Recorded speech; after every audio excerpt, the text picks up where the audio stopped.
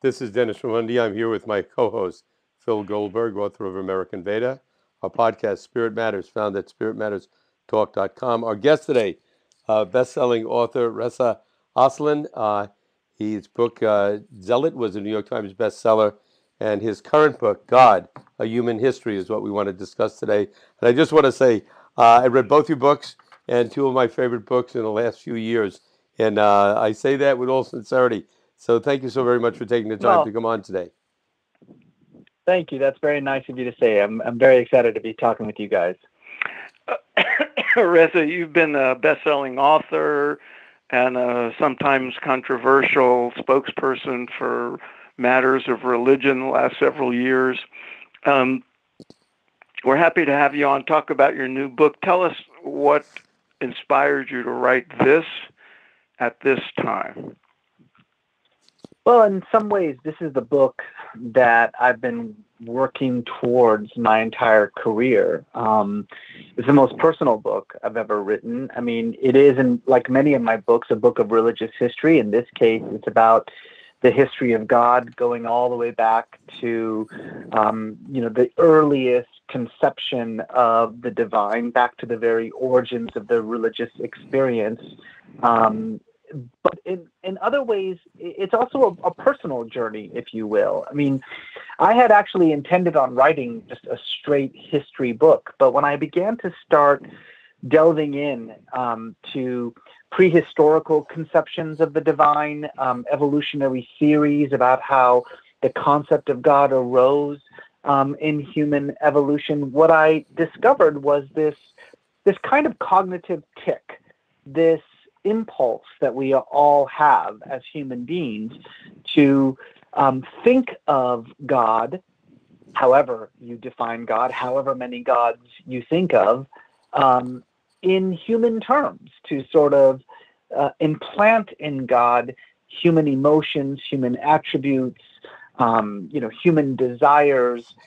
And once I started delving into that, that became the entire focus of the book. And then secondarily, I started really thinking about my own spirituality and the fact that I too do this thing where I humanize God, where I basically construct a God who looks and acts and feels and thinks just like I do. And it's something that made me really have to think about a different way of thinking about the divine, both as an academic and as a person of faith. Reza, you had your spirituality has evolved. You've gone from Christianity to Islam, Sufism, a big influence on you. When you wrote Mhm. this book, when you wrote God, A Human History, did your spirituality or your relationship to your own spirituality change after in the process or after writing the book, or had you gone some changes and you wanted the book to reflect that? Well, a little bit of both. I mean, I had already gone through some pretty profound changes. I grew up Muslim. I converted to evangelical Christianity in high school and then converted back to Islam in college, and then through Islam discovered Sufism, which is the mystical branch of Islam. And Sufism really does eschew these kinds of humanizing impulses towards God. Sufism, like mystic movements in almost every religion in the world, defines God less as a divine personality and more as the kind of underlying, animating, creative force of the universe. And so that had already been my spiritual trajectory. But, I never really bothered to really analyze in academic terms why my understanding about God had always been deeply influenced by precisely this humanizing impulse and what that meant, the good parts and the bad parts to it. And in the process of writing this book, I feel like it really pushed me to fully embrace a more pantheistic conception of God, one that was already brimming within me, but which I think this book really brought out and made explicit.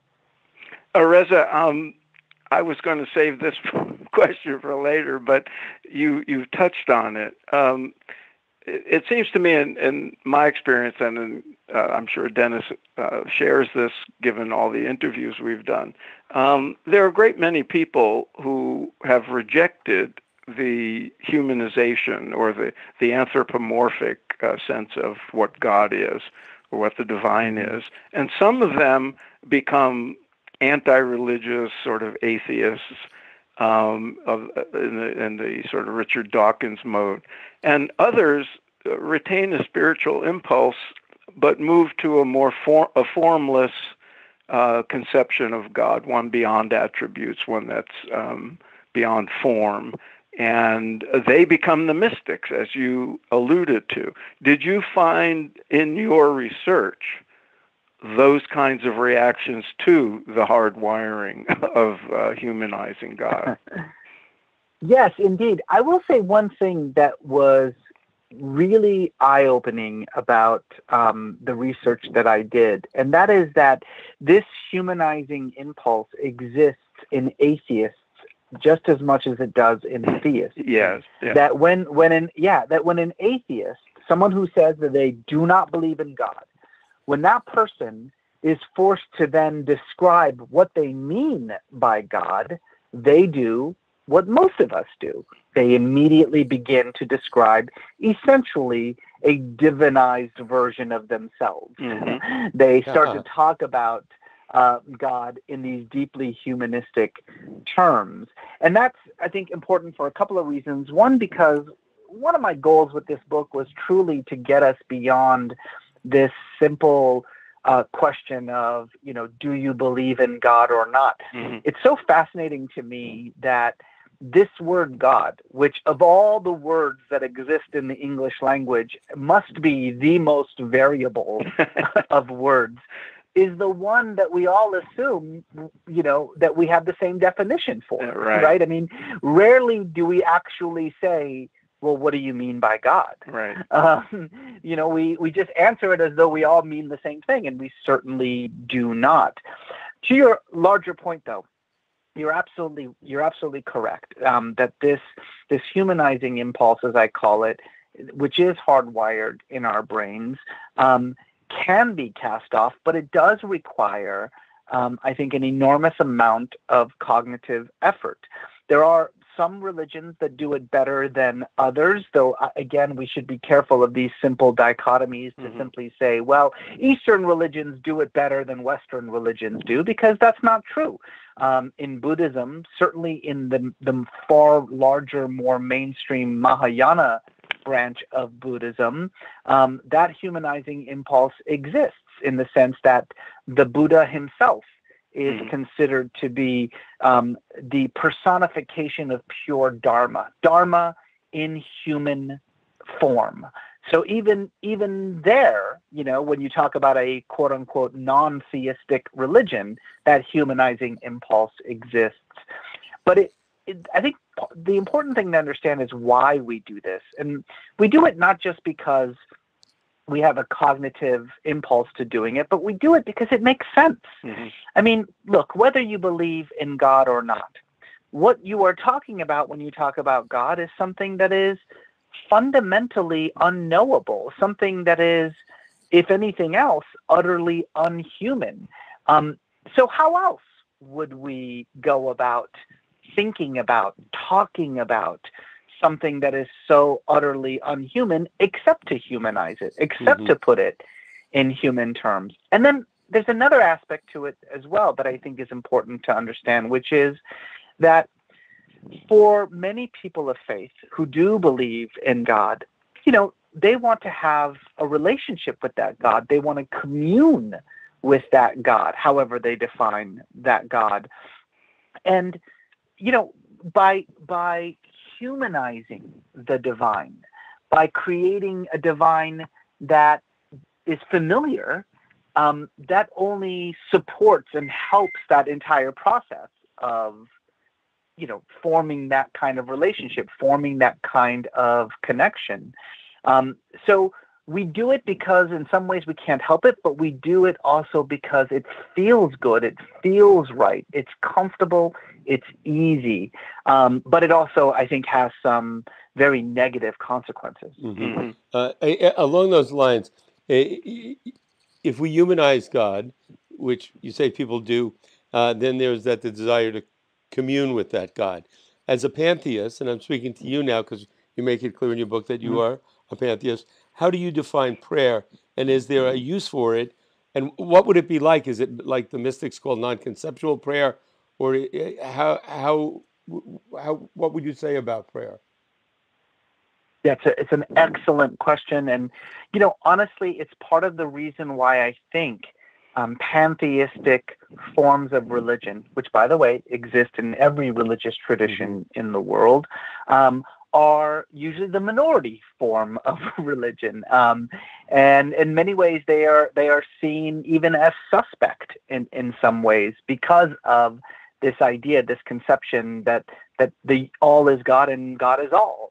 And so people say, well, then what do you do? How do you deal with morality? How do you pray? How do you form a relationship to a God that has no personality, that is utterly dehumanized? And what I would say is that it begins with this fundamental understanding that there is sort of two ways of, quote unquote, being religious. One is seeking to know about God, and the other is seeking to know God. And they're not the same thing. I think what religion does is it points the way to God. The Sufis have this wonderful phrase that I always like, which is that religion is the signpost to God. It points the way to God. And what mystics in all religions want to do instead is to actually unite with God, to be one with God. So a pantheist who believes that there is no division between creator and creation, that all beings are, that the sum of all existence, the sum of all creation is God, experiences that God precisely through his or her experience with other people and with creation. In my relationship with those around me, I see the face of God and I experience the divine in that relationship. In my experience of the world and of nature, that's where I experience the divine in my life. And so not just prayer, but the spiritual experience in general becomes an all-encompassing thing. It's not a thing that happens in church or in mosque. Prayer is not a formalized thing for me. It is part of the very experience of being human. You know what it is in many ways it's a different kind of knowing, if you will. It's the understanding that the material realm that I experience on a day-to-day basis is not the only realm of reality, is not the only form of existence, that there is a transcendent underlying existence beyond it all that I seek to connect with. And listen, it's not easy. It's not something that I do all the time or do particularly well, but like any spiritual practice, it is about formulating a mindset that compels this kind of worldview and behavior, this experience of the world in all of its complexities. Have you found, I assume you've talked to a lot of people with the same kind of mystical impulse toward their spiritual lives, are resisting or reluctant to use the term God because of the misconceptions and the confusion around the word itself? Absolutely. Yes. It's very funny that you say that, but you're absolutely correct. And so there are, many different ways that you will hear people say that, the creator or divine or ultimate reality or the universe is a popular one, right? because God is a word with a lot of baggage. That's right. As you guys certainly know. I will say what's really fascinating to me in my conversations with religious people around the world is that I find that mystics within different religions have more in common with each other than they do with their own co-religionists. In other words, Sufis in Islam have more in common with, say, Hasids in Judaism than Hasids have with their fellow Jews, or that Sufis have with their fellow Muslims. And I think it's part of this desire to break free of the external shell of religion and to have an intimate encounter with the divine, however that divine is understood or defined. Right. Dennis, let me just add something to that. Recently, I had breakfast with Jim Finley, who's an expert on Christian mysticism, and he had a book with him of Thomas Merton's correspondence with Sufi masters. Yeah, absolutely. Yeah, it's a common understanding among mystics, because it goes back to this ultimate understanding that whatever else religion is, it's a language. It's a language of symbols and metaphors that allow people of faith to communicate to themselves, to each other, this ineffable experience of the divine. But in the same way that a person speaking German and a person speaking French are saying the same thing, but in different languages, that's, I think, what mystics understand, is that fundamentally the sentiment, the emotion that I am expressing is universal, though I may be expressing it in a different language. Right. One of the major functions of a humanized religion, as you would call it, is to describe to people what life will be like after death. And it's usually a description of, going somewhere, and it just carries on, but more happily and forever. As a pantheist, how do you answer that if somebody says, "What about death? Then what?" Yeah, this concept of heaven and hell, which in the book, by the way, I make clear what a new idea that is. I think people don't realize what a new conception that is. I mean, we can basically trace that to about 3,000 years ago. And this is, of course, in the hundreds of thousands of years of spiritual history, and certainly the tens of thousands of years of religious history.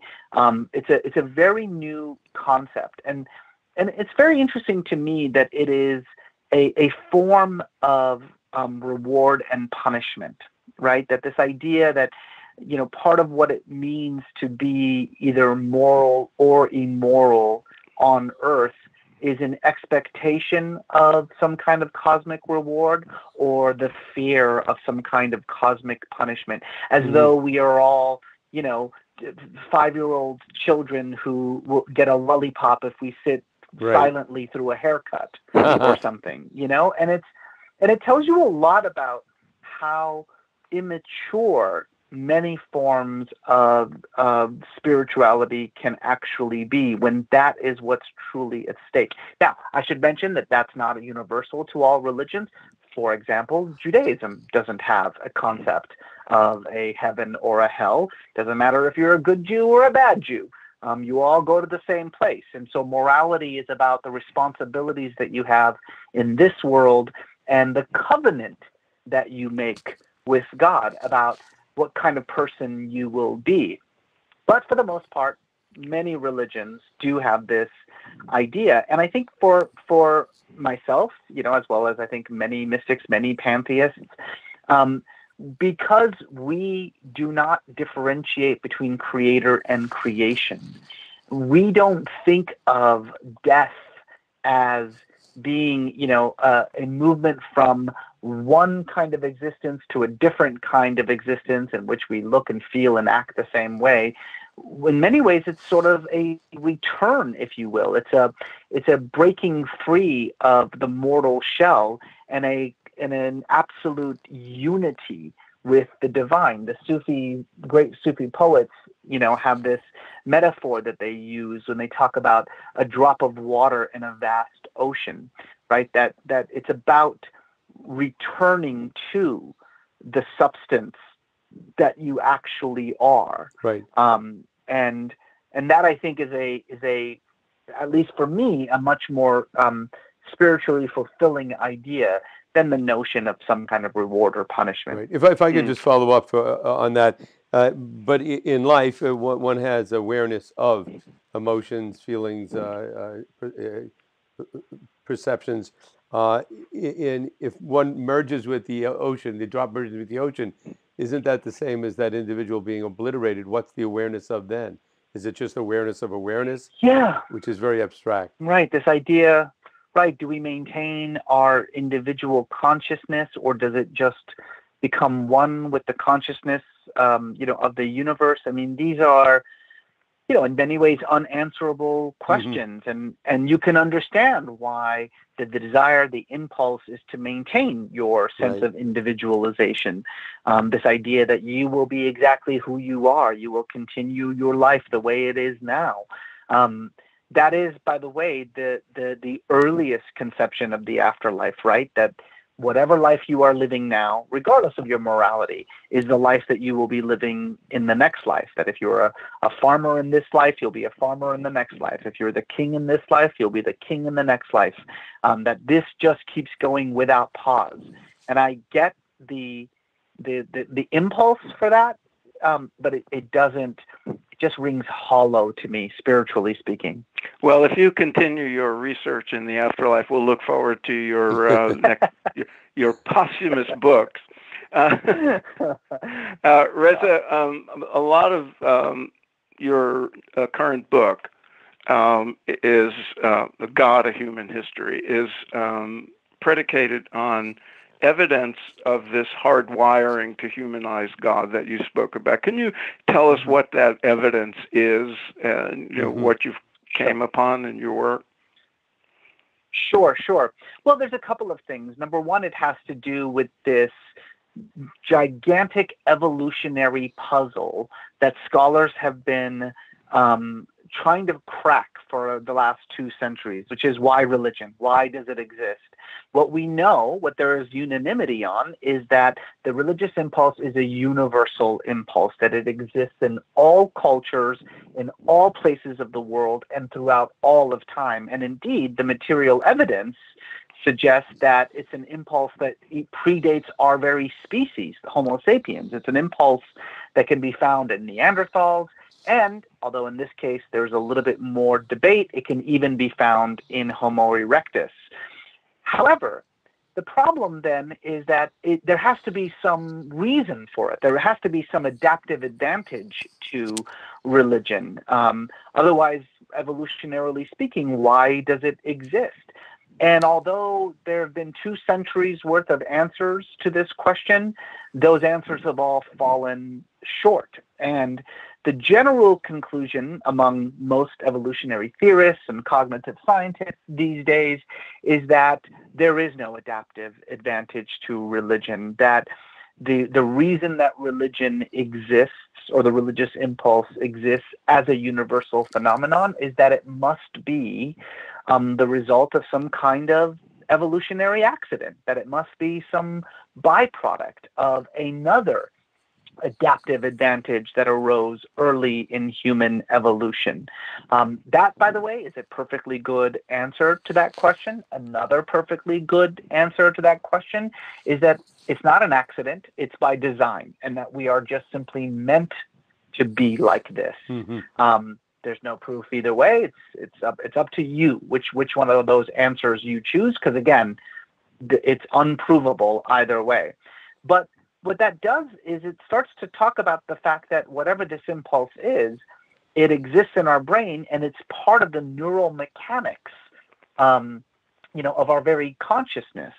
And those neural mechanics are deeply embedded in certain cognitive processes, like, for instance, something called the theory of mind, this thing that happens in human beings where we recognize other beings who look like us, as people who are us. In other words, if you look like me, you must feel like me. This is a cognitive impulse that gets triggered, I think sometime around 6 months old or something, and it's called theory of mind. And all of this really focuses this investigation on precisely the use of the self to make sense of the other, and whether that other is your mother and father or whether that other is the divine. But what's really interesting is we also now have a great deal of psychological studies done, particularly on children.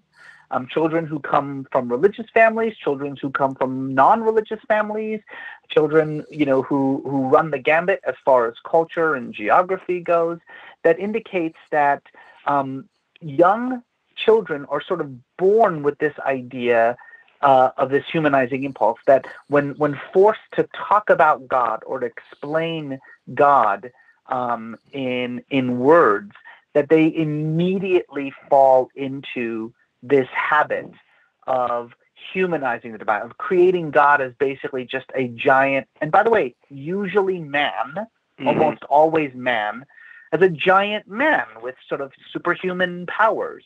And again, doesn't matter whether they grew up in a religious family or grew up in a family that never talked about God.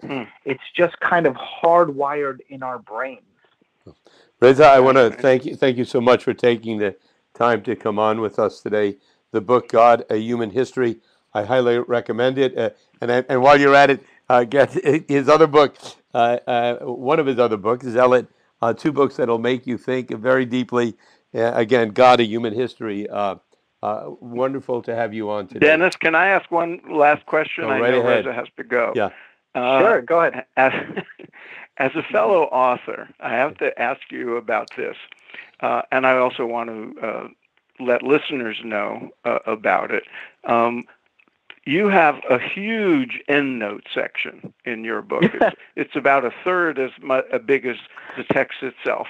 I want to tell listeners that to not avoid the endnotes, that the endnotes are really substantive and rich and should be read right. In and of themselves. But I'm curious about the decision. What went into making those endnotes so extensive, and as opposed to keeping some of it in the text? I have known for quite some time that I have 2 kinds of readers. I have the reader who is just happy with the text and will just take my word for things and is interested in the narrative and the argument that I'm making. And then I have that reader who at every point says, come on, how do you know that? Right. Don't say, what are you talking about? We know that, and I reader. could put that stuff. Yeah, exactly. And I could put that stuff in the main body of the text, but then it gums it up. Then it makes it slows it down. No longer it makes it no longer an enjoyable read. Right. But what I do to make sure that I am servicing that second reader is that my endnotes aren't just read this book, this is the page number. I try very hard to make sure that my endnotes are also in narrative form, that they also are sort of an enjoyable read.